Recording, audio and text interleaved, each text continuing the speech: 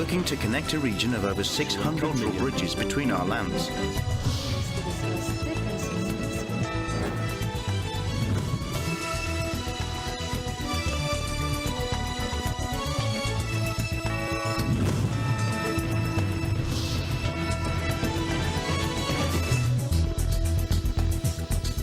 Good evening, I'm Alma Angeles, and you're watching ASEAN in Focus on tonight's headlines. First up, U.S. President Joe Biden is set to host an unprecedented three-way summit at the White House on April 11, bringing together Philippine President Marcos Jr. and Japanese Prime Minister Kishida Fumio. The White House announced that the leaders will forge a trilateral partnership grounded in deep historical ties and a shared vision for a free and open Indo-Pacific. The summit comes amid heightened tensions in the Asia-Pacific region, with China's assertive behavior drawing concern from neighboring countries and the U.S. Meanwhile, U.S. Secretary of State Antony Blinken's meeting with Philippine President Marcos Jr. carries significant weight against the backdrop of escalating tensions. China's increasing assertiveness in the region has heightened concerns, making alliances crucial for regional stability. In other news, two tech giants, Apple and Google, are exploring an unexpected collaboration that could revolutionize AI on smartphones. This partnership aims to address a notable gap in Apple's AI strategy, which has faced criticism for trailing behind competitors.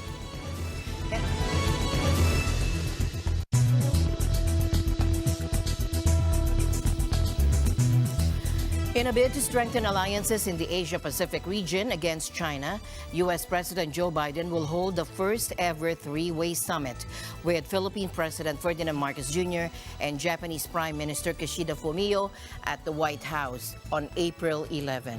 Now, this meeting is part of a series of gatherings with Asia-Pacific allies. White House Press Secretary Karine Jean-Pierre said that the leaders will advance a trilateral partnership based on deep historical ties of friendship and a shared vision for a free and open Indo-Pacific. The U.S. has repeatedly called for a free Asia-Pacific region as China asserts its growing power, particularly over its claims to sovereignty over almost all of the South China Sea. After the three-way summit, Biden will hold a separate bilateral meeting with President Marcos to reaffirm the ironclad alliance between the U.S. and the Philippines. Kishida will visit the White House the day before on April 10 for a state visit that had already been announced. The Philippine-Japan summit echoes the three-way meeting that Biden held at his Camp David presidential retreat in August with the Japanese premier and South Korea's president. President Biden had made it his priority to bring Japan and South Korea, two close U.S. allies, together to overcome years of tension and work together against China and North Korea. The Philippines and Japan have grown closer due to trade and investment, and more recently, to counter China's assertiveness in the region. U.S. Secretary of State Antony Blinken's meeting with Philippine President Marcos holds significant importance against the backdrop of escalating tensions in the Asia-Pacific region, particularly due to China's increasing assertiveness. This meeting underscores the mutual commitment of the U.S. and the Philippines to strengthen security and economic relations. Blinken's visit to Manila, his second since Marcos took office, forms a crucial part of his Asia tour, which also includes South Korea. With mounting concerns over China and North Korea's influence, the United States is actively seeking to deepen ties with key allies like Manila and Seoul. Our focus, our engagement, our commitment to the Indo-Pacific writ large and to the relationship, the alliance between the United States and the Philippines in particular is more than rock solid. It's an absolute priority for President Biden. Our relationship between the Philippines and the United States is in hyperdrive. I think that was the word that you used, and that's so true. We see it across every domain. It's something that we attach great importance to, and now we have your upcoming visit to Washington to see President Biden, also to have a trilateral meeting with the President and Prime Minister Kishida. I think that new horizon of cooperation is also incredibly promising. The upcoming trilateral meeting in Washington next month, involving U.S. President Joe Biden, President Marcos, and Japanese Prime Minister Fumio Kishida, emphasizes a collective commitment to promoting a free and open Indo-Pacific region. Recent incidents involving Philippine and Chinese vessels in the South China Sea have heightened tensions, underlining the significance of Blinken's visit in advancing the alliance between the U.S. and the Philippines. These waterways are critical to the Philippines, to its security, to its economy, but they're also critical to the interests of the region, the United States, and the world. It's why we stand with the Philippines and stand by our ironclad defense commitments, including under the Mutual Defense Treaty. Article 4 extends to arm attacks on the Filipino Armed Forces, public vessels, aircraft, including those of its Coast Guard, anywhere in the South China Sea. Most important is we stand together in our determination to uphold international law for the Philippines, for everyone else, against any provocative actions. Amid escalating tensions over the conflict in Gaza, U.S. President Joe Biden issued a cautionary message to Israeli Prime Minister Benjamin Netanyahu, warning against a potential ground offensive in Rafah. This communication marked their first dialogue in a month, signaling a critical juncture in diplomatic efforts to address the crisis. Here's Thomas I. Likeness with more on the story. Netanyahu has agreed to Biden's request to send a team of top Israeli security officials to Washington to discuss its Rafah plans. U.S. National Security Advisor Jake Sullivan says Biden fears the consequences of a ground operation in Rafah. It would lead to more innocent civilian deaths, worsen the already dire humanitarian crisis, deepen the anarchy in Gaza, and further isolate Israel internationally. Sullivan says Biden expressed other concerns to Netanyahu about an attack on the city. He says the president wants to know what will happen to the more than 1 million displaced people who have taken refuge there. They have nowhere else to go. Gaza's other major cities have largely been destroyed. And Israel has not presented us or the world with a plan for how or where they would safely move those civilians, let alone feed and house them and ensure access to basic things like sanitation. After the Biden call, Netanyahu said in a statement that he had reiterated Israel's commitment to achieving all of the war's objectives. He says that includes eliminating Hamas, freeing all the hostages held by the group, and ensuring that Gaza will never present a threat to Israel. We have to win this war. The survival of Israel, the future of Israel, in my opinion, the future of the Middle East and beyond depends on this victory. But none of the talk Monday shows any sign of leading to an easing of the humanitarian crisis in Gaza. The UN has repeatedly warned of famine, saying 70% of the territory's population is experiencing catastrophic hunger. EU Foreign Policy Chief Josep Borrell accuses Israel of using famine as a weapon of war.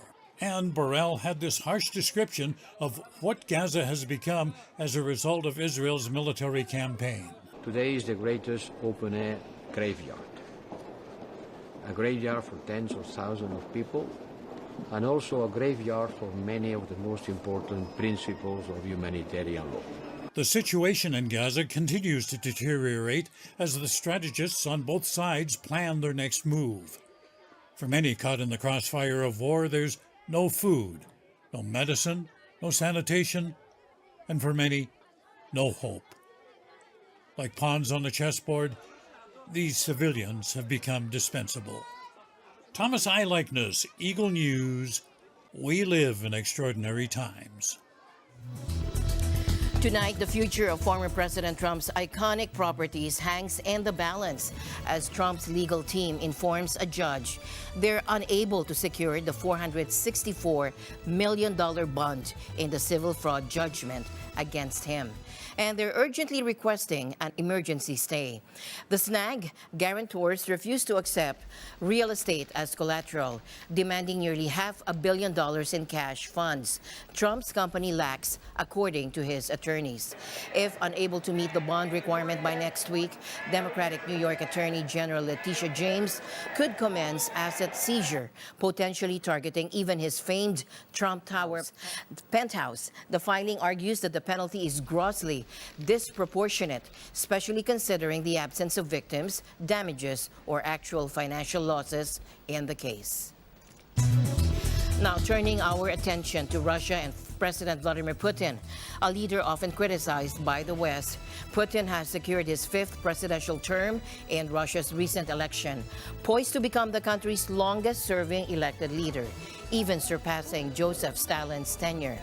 Despite Western scrutiny, Putin's popularity remains strong, evidenced by his record-breaking 87% vote sharing in this election. Now, what does Putin's expected victory mean for Russia, the ongoing conflict in Ukraine, and the broader geopolitical landscape? Our report delves into these pressing questions. Now, polling closed in Russia after 3 days of voting, with early results showing Putin's resounding return with another landslide victory. In his acknowledgement speech, Putin thanked Russian citizens, emphasizing the collective effort in shaping the nation's destiny. Результаты выборов – это доверие со стороны граждан страны и их надежда на то, что мы все сделаем так, как запланировано. Хочу поблагодарить всех вас и всех граждан страны за поддержку и это доверие. Спасибо большое. However, Putin's opponents have decried the election as a sham, casting doubt on its legitimacy. The EU, British Foreign Minister David Cameron, and German Foreign Minister Annalena Baerbock have criticized the process as lacking fairness and meaningful choice. Die Wahl in Russland war eine Wahl ohne Wahl. Der Wahlvorgang zeigt nicht nur das ruchlose Vorgehen Putins gegenüber seinem eigenen Volk, sondern auch gegen die Charta der Vereinten Nationen. Sogenannte Wahlen in Teilen der Ukraine, in Teilen Moldaus und in Teilen Georgiens abzuhalten, ist völkerrechtswidrig. Jake Sullivan, U.S. National Security Advisor, condemned the process, citing Putin's suppression of political opposition as evidence of a predetermined outcome.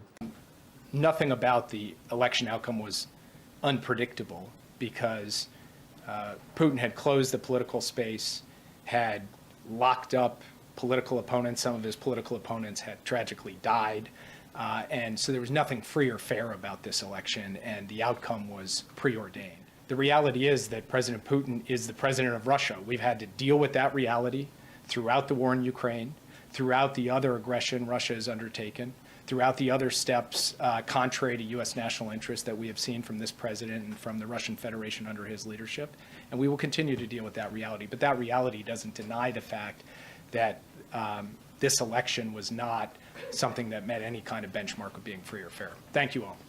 Notably, Ukraine, embroiled in conflict with Russia, vehemently rejects the election's legitimacy, with President Volodymyr Zelensky denouncing it as a farce. За все, що зроблено російськими вбивцями у цій війні та заради путінської довічної влади, має бути справедлива відплата.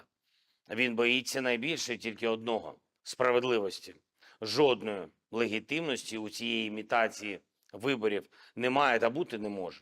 Цей діяч має закінчити на лаві підсудних в Гаазі. Саме це ми маємо забезпечити усі в світі, хто цінує життя і порядність. The voting in annexed parts of Ukraine via ballot buses has further stoked tensions, indicating Putin's firm stance on retaining these territories. What I want to anticipate that this has not been free and fair elections, no OSCE observation, highly restricted environment, which is diplomatically what I can say, but more than that, this election has been based on repression and intimidation and being held on the Ukrainian occupied territory, violating Ukrainian sovereignty. Что касается Новороссии, что касается Донбасса, люди, проживающие там, тоже тогда, в дни русской весны, заявили о своем желании вернуться в родную семью. In response to Putin's victory, China, Russia's strategic partner, congratulated him, signaling continued cooperation between the two nations. 中方对此表示祝贺。中俄互为最大邻国和新时代全面战略协作伙伴，我们深信，在习近平主席和普京总统的战略引领下，中俄关系将持续向前发展。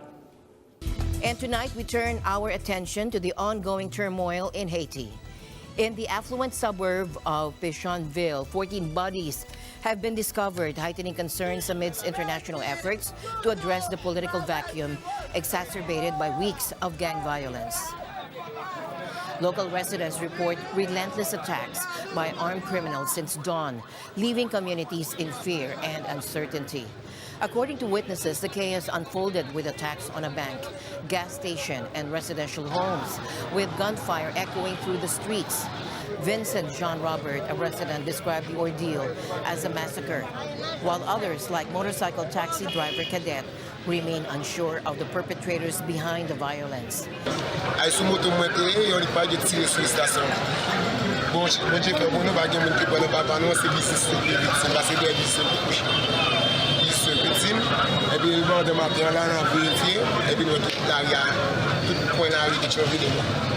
Pas de rien. C'est monter dans machine, yo monter sous moto, yo cagoulé, yo avec toute ambulance, yo marché, massacre moun Pétionville, yo tué moun Pétionville. Amid the chaos, Haiti's Prime Minister Ariel Henry has agreed to step aside, bowing to pressure for the formation of an interim government. Comme toujours dit, pas aucun sacrifice qui est trop grand pour pays noir Haïti. However, the situation remains volatile with uncertainties surrounding the transitional process. Nous pas voulons exclusion. Tout ça qu'a fait là, c'est entre nous pour le faire. C'est nous tous ensemble. C'est soit Haïti tourne paradis pour nous tous, ou bien la tourne l'enfer pour nous tous. Il a dit à mettre du feu. Pas qu'il a dit à faire ou pas faire. Tout ça, il a dit à faire, il a dit à caser prison, il a dit commissariat, ça a boulé quand même, il a boulé. Ça veut dire qu'il a montré que la police n'a pas d'importance dans le visage de la population. Meanwhile, concerns about over the humanitarian crisis, with the World Food Programme warning of a risk of famine in a country already grappling with severe food shortages. I'm ringing the alarm bell because you have this baseline level of hunger that's already very high, and this is worsening things even more. So what we're seeing is an increase in violence. We're seeing an increase in population displacement with 15,000 newly displaced people over the first weekend of March, bringing the total number of displaced people in Haiti to above 360,000. As violence escalates and criminal organizations exert control, experts caution that the road to stability may be long and arduous. It is not hyperbole to say that this is one of the most dire humanitarian situations in the world. Gang violence continues to make the security situation in Haiti untenable, and it is a region that demands our attention and action. As international efforts ramp up, Washington has expressed hope for a transitional body to lead Haiti.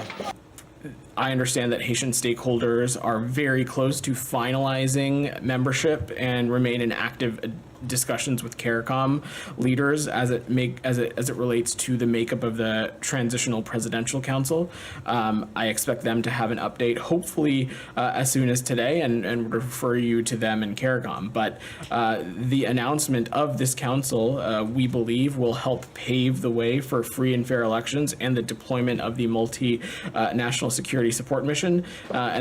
For now, the people of Haiti continue to grapple with uncertainty and unrest as the international community seeks solutions to a crisis that threatens to plunge the nation further into turmoil. Our next story brings together two tech giants who are usually considered rivals, Apple and Google. And they're exploring an unexpected collaboration that could change the landscape of AI on smartphones. Now picture this. Apple, known for its iPhones, and Google, famous for its Android operating system, coming together. It's like seeing Batman and the Joker team up to fight crime. But this time, it's not about fighting. It's about joining forces. Bloomberg reported that Apple is in advanced talks with Google to incorporate its powerful Gemini AI models into the iPhone. And this move could address a significant gap in Apple's AI strategy, which has faced criticism for lagging behind its competitors.